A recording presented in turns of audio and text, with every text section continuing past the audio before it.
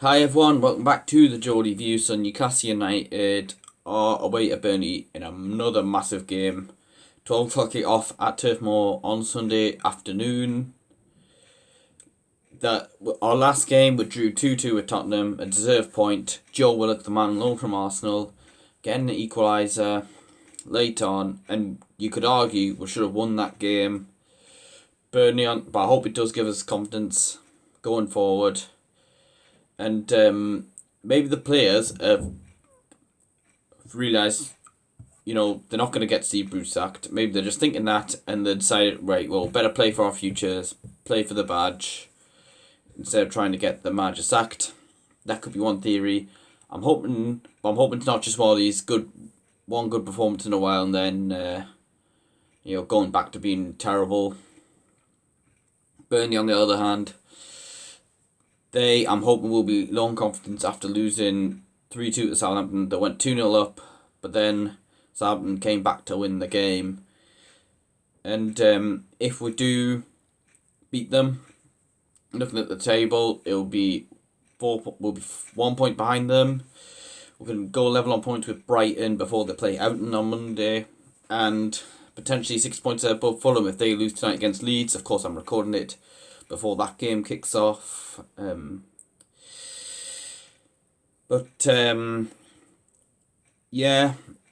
will still realistically be above on goal difference. But I think if we won by 2 goals, it's probably unlikely.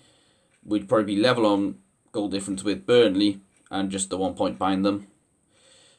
And but if Burnley win this game, then and Fulham lose, then they're probably safe for another season.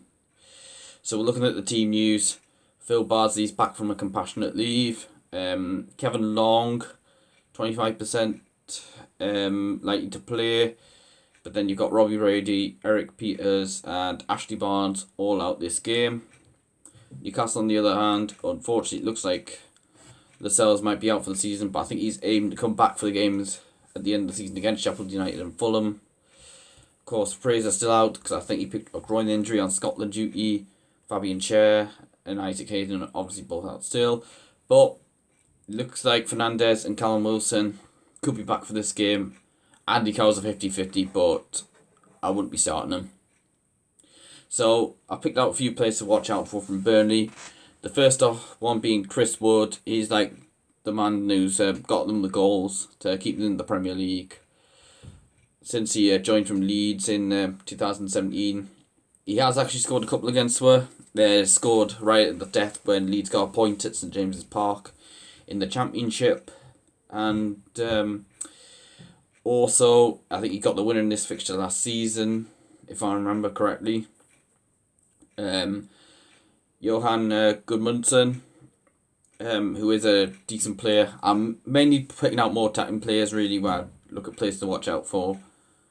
But I think for Burnley, it's mainly the defence that's really helping.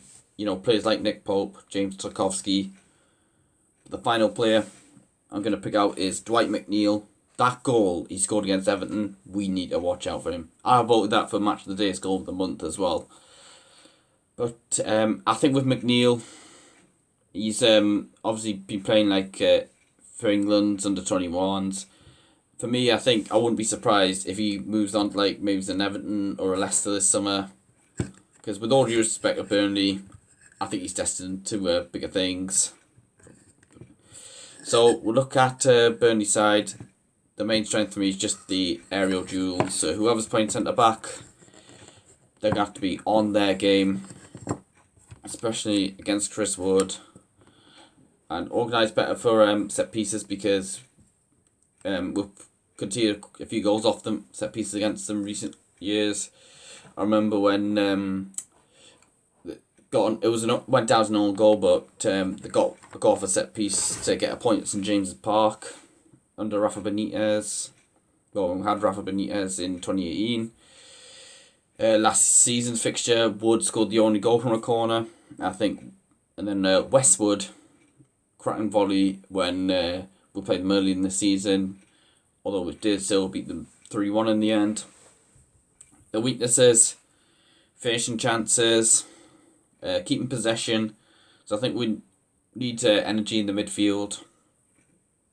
That so players like Joe Willock, Sean Longstaff, they could come in handy for this game. John Joe Shelby needs dropped completely, and I'd be looking to get rid of him at the end of the season, regardless of what league we're in.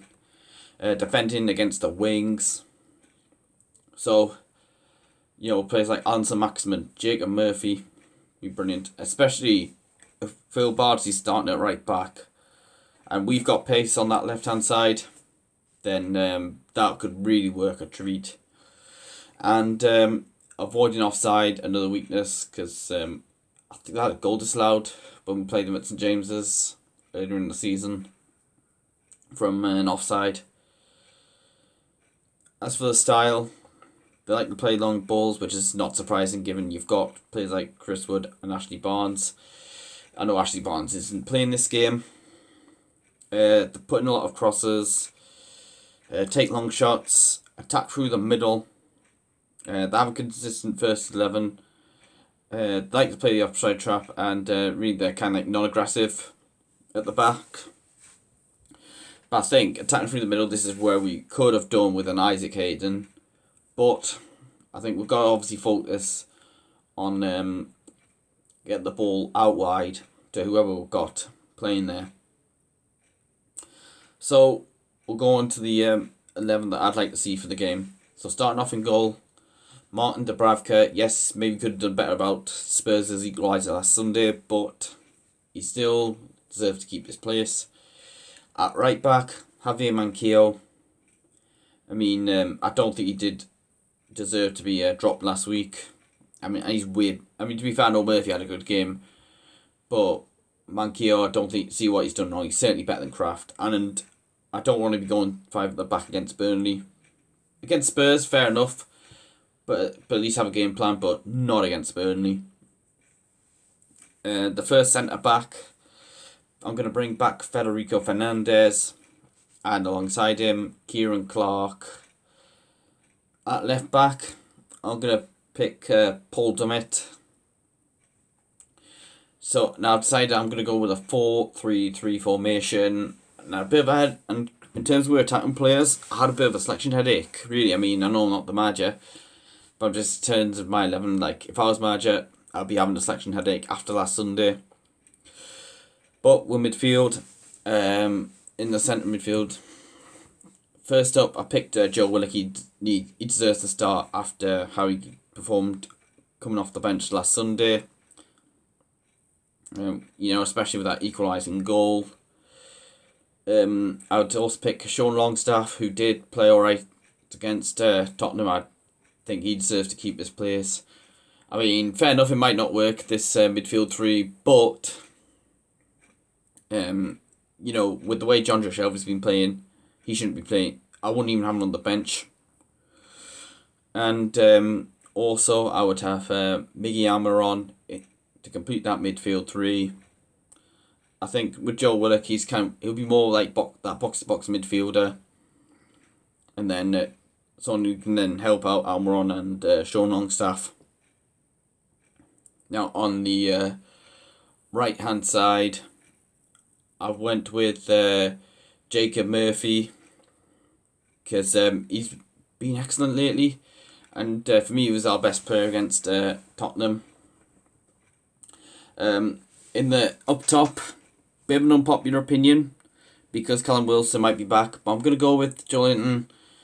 Maybe we might be best off seeing Wilson off the bench, against a tiring Burnley defence. I think with Joelinton, it's best for confidence that he keeps his place after getting himself a goal. Yes, he missed sitters, but he's got a goal. So, why not keep him in the starting 11? And on the left-hand side, I'd go with Alan Saint-Maximin. If he's at his best against Phil Bardsley, then, as I said, we're in for a treat there. I think players like Wilson, Ritchie, I'd probably look to bring them off the bench. As they're turning out to mean. I think Steve Bruce was Wasn't sure whether he wants to start Callum Wilson just yet. But that is my predicted 11. I mean, the 11 I want. I mean, you could argue maybe Joelinton on the wing, then Wilson up top. But as I said, it's caused a bit of a selection headache because it'll be harsh whoever does get left out of the midfield and front three that I've went with, plus Matt Ritchie and Callum Wilson. Score prediction, I'm going to go for a 1-1 draw on Sunday afternoon. I reckon it'll be a bit of a scrappy game, but let us know your score predictions, what team you'd go with. Thanks for watching the video. Don't forget to hit like, subscribe to the channel, check out my social media pages in the description below. Thank you for watching, and I'll see you later.